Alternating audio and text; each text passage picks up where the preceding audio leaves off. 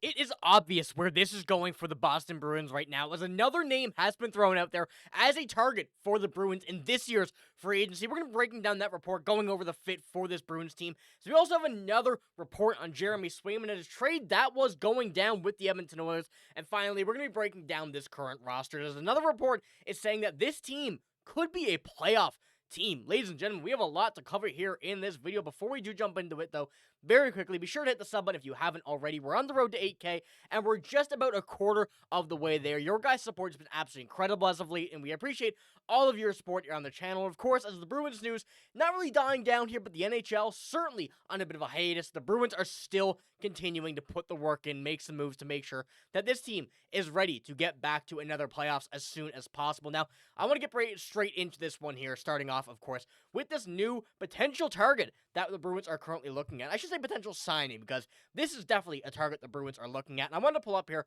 our first quote here, going over from, of course, Sportsnet. If the Bruins want to return to the playoffs next season after missing out in 2025, their 29th ranked power play will have to improve significantly. This is from Josh Wegman. That makes Olofsson a great fit. His 105 career NHL goals, 41 have come on the man advantage, and as a lefty with a lethal shot from the right half wall, he could complement David Pastrnak on the opposite flank and is a bit of a one-dimensional, but he addresses Boston's biggest need. Now, this is a very interesting one because a lot of people did not expect Victor Olofsson to still be on the market to this point, and it's really clear what the Bruins' intentions are and what they're trying to do with this signing. They're still looking for this top six forward, and going in here and now getting a guy on a potential deal, going over, a 3-year deal. We're going to jump into what the projection is from AFP Analytics. A deal that makes a lot of sense for the Bruins would be this one for Victor Olofsson, who, looking at the offense, of course, would slot in even not just on the power play, but in a top six role if need be, and has kind of been bounced up and down throughout the Buffalo roster, throughout the Vegas roster last year, and has really cemented himself as a middle six forward, and really being able to play on the power play as well, which is a mighty important part for this Boston Bruins team. Now, going back into Victor Olofsson's stats, I know they are a bit small here. As you can see, the 1 year with Vegas he had last year, 29 points in 56 games, but when we go and take a look at his stats from Buffalo over the past few years, pretty much a, half point per game player, I guess is a good way of putting it. 49 points, 40 points, 32, I believe that is. I can't really read that. 42 points in his second, or I guess first real year, his rookie year. He's a player that has shown a lot of potential, and especially at 29 years old, only playing in the NHL since 2018, 2019. He has a lot of talent, not just in the SHL, but has shown his game in the NHL as well. And we know that the Buffalo Sabres was a spot where not many players find success and ultimately go somewhere else to be a very successful player. It really seems like that is the route for Olofsson right now as well, going into Vegas and now ultimately still being a free agent on the market here. And taking a look at his previous contracts as well, you see he started off with Buffalo, went to a $3 million contract after his ELC, a 4.7 with Buffalo here, and then in that the last year with Vegas, a $1 million deal. Now, it has been pretty clear that especially what we saw from Victor Olofsson this year compared to that 23-24 season with Buffalo, where he totaled 15 points in 51 games. Not a great look there. A big jump up here this year in 29 points, in 56 games, and goes back to just after his rookie deal, is at a projection of 3 by 3.4 million. Now, Victor Olofsson, for the player he is, what he provides to a team, even though he may not be getting, first line minutes or even second line minutes necessarily, he can and certainly would be able to, but for him, just being on the power play, don't even need to put him on the offensive, full 4 lines. This deal is significantly worth it. And the fact that he has not been signed by any teams really makes me think that the Bruins have to be in on him, at least in some sort of way, whether or not they've spoken to him, because that power play advantage that he has, and that's what you see there from Josh Wegman. I'll pull that back up as well once again. The 41 goals of his 105 in his career have come on the man advantage. That right there is a player you need on the power play if you want to revamp your team. So this is a prime opportunity for the Bruins, and it seems like this is the really obvious move that they have to make here, coming into the kind of tail end of free agency. Of course, it doesn't really end necessarily, but it certainly is, of the bigger players still available, is one that the Bruins need to keep an eye on very, very closely and get signed ASAP.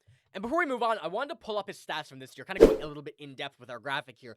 A 5'11" guy, obviously not the biggest player there that the Bruins would have, but at 14.3 14.5 minutes time on ice per game. He's playing around the third, second line minutes, and especially on a team like Vegas where that team is very, very deep, he definitely would be a player that would be on that third line. You go to the Bruins now, kind of compare that. Would you put him there instead of Victor Arvidsson? A lot of questions are rising there, but for a guy who's turning 30 in 4 days' time, seems like that'd be a good birthday gift to get signed by the Boston Bruins. So let me know what you think about that, but we do have to move on to another report here coming out, and it's a very interesting one. We've spoken about it a little bit before here over the past little while, especially in this offseason, but this came out yesterday from David Pagnotta. The Oilers have re-engaged before Anaheim traded John Gibson to Detroit to at least see what the price tag was on Jeremy Swayman.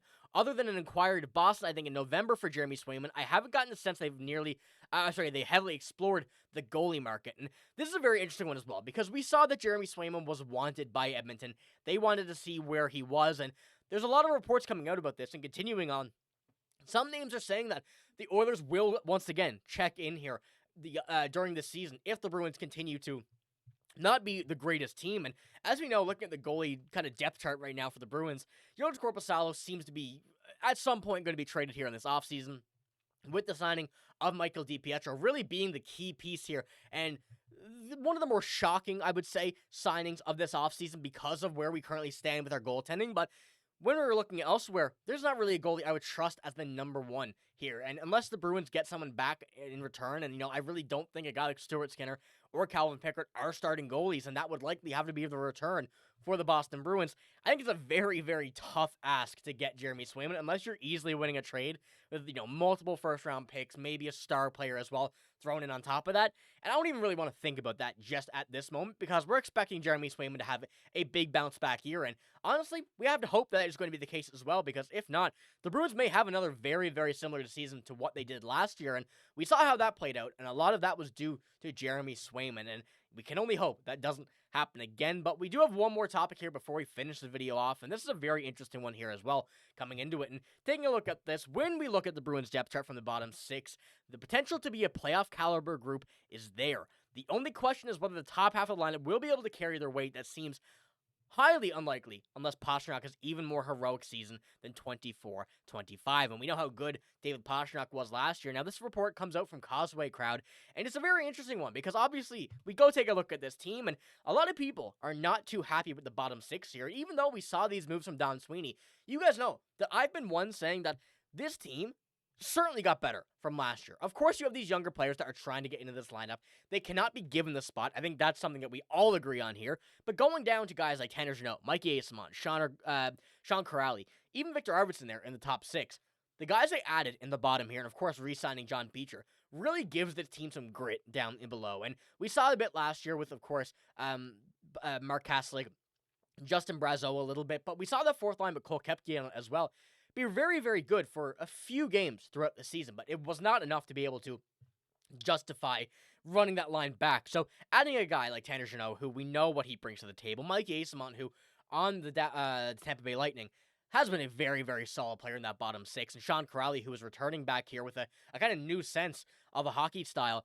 This is going to be a very interesting bottom six. I want to know what you guys think. Do you guys agree with what they had to say here in the article going over that this could be a playoff caliber group? I think that as the offseason continues to go on and the more we start to see and eventually get these guys on the ice, I think we're going to see a very interesting looking team and a lot different from what we saw last year. Playoff team may be a bit of a stretch, but I love what they're thinking here. So I want to know what you guys think as well. So let me know what you think about all the stuff here in this video. Of course, we had a lot to cover, and I think there's a lot of interesting stuff where the Bruins currently stand. So let me know what you think there in that about all the kind of topics down below, especially the one going over Victor Olofsson. That is really the most interesting in my mind. But that's all I got in this video. If you did enjoy, give it a like, hit the sub button as well. I'm signing off, though. Thank you for watching. Hope you have a great day. See you later.